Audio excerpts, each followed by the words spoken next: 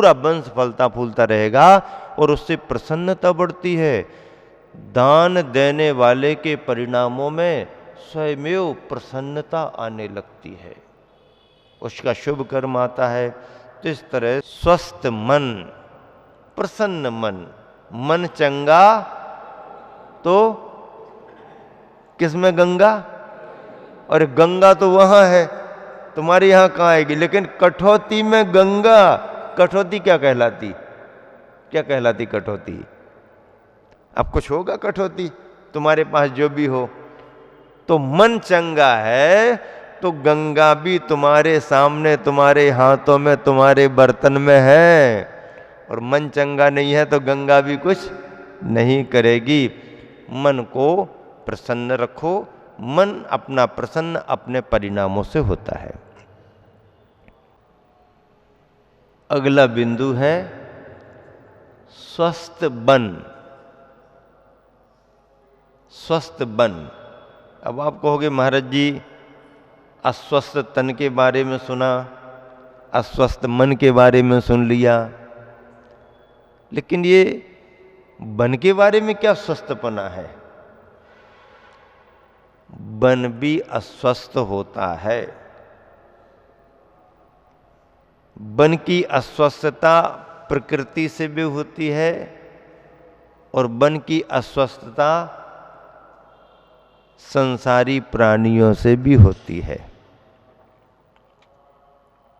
प्रकृति के प्रकोप वनस्पति को हानि पहुंचा देते हैं। प्रकृति के प्रकोप फसलों को चौपट कर देते हैं।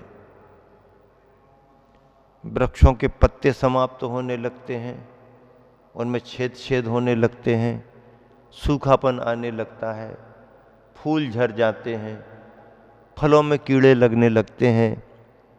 ये संपदा की हानि है। वृक्ष संपदा है। वृक्ष क्या है? संपदा है।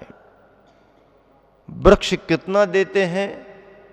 जितना तुम समझ सको उतना देते हैं। वृक्ष बहुत कुछ देते हैं। ऐसे वृक्ष जहां पर समूह रूप में होते हैं उसे जंगल, वन कहा जाता है। बगीचा छोटा होता है, जंगल बड़ा होता है।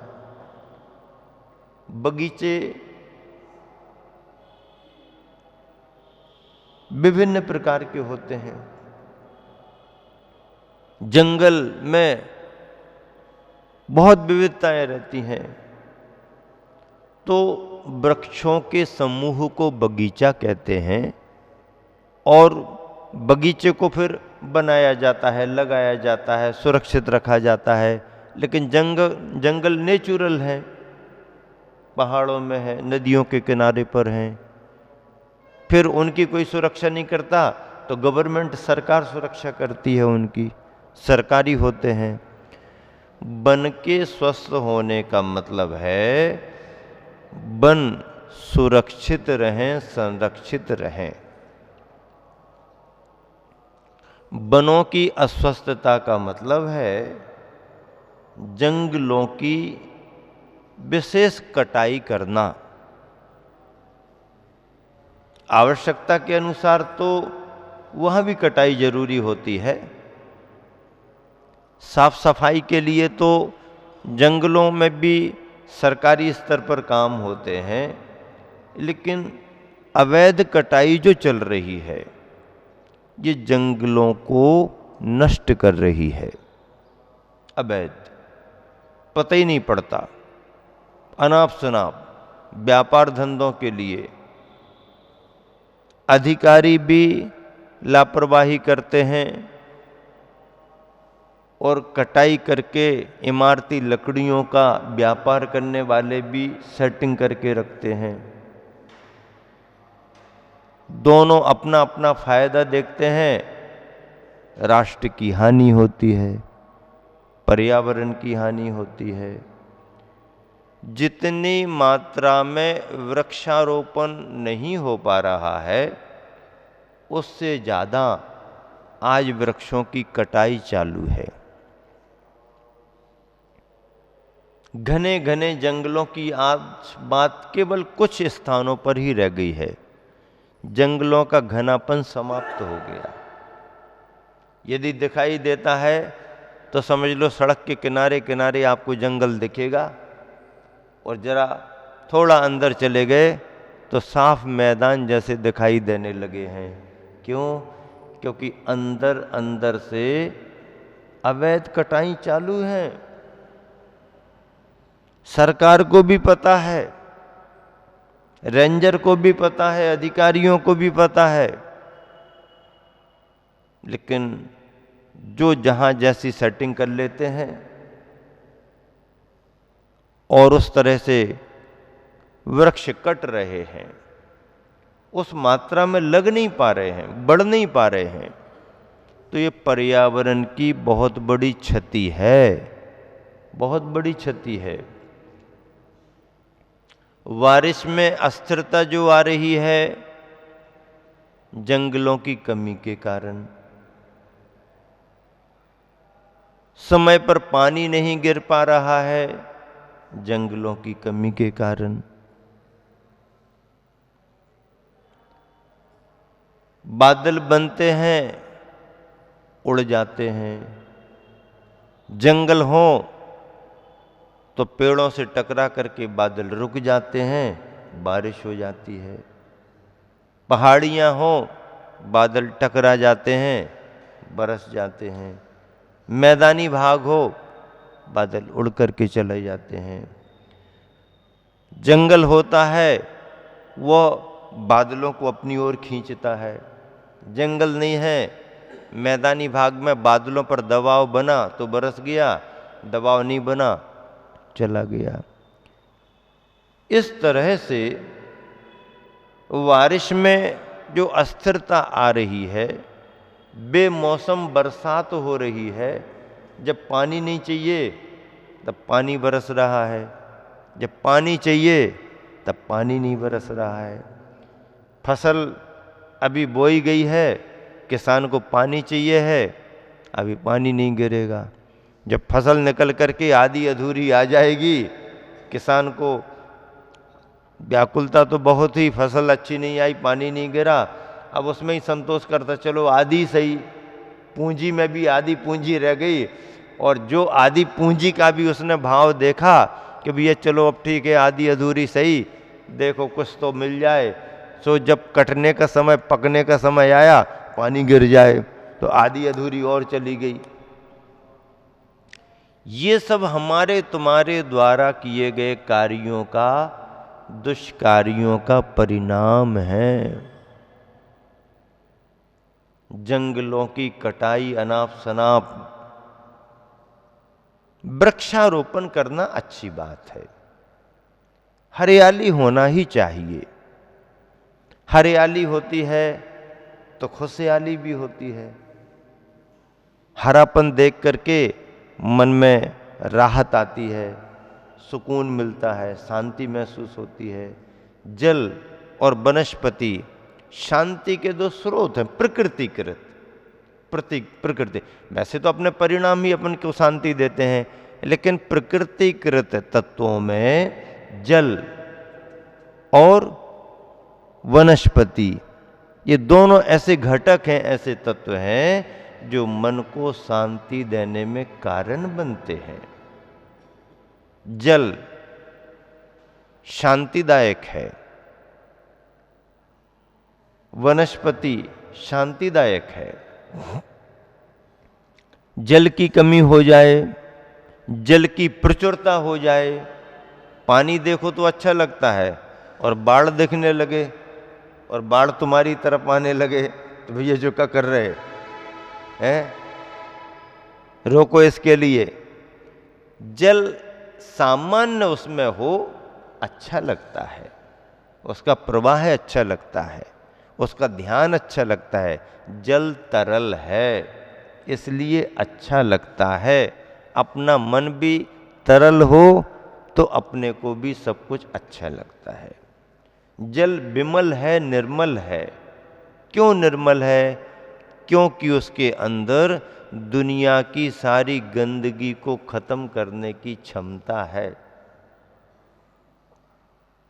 हाँ, दुनिया की सारी गंदगी को खत्म करने की क्षमता जल के अंदर है, इसलिए जल को पवित्र कहा है।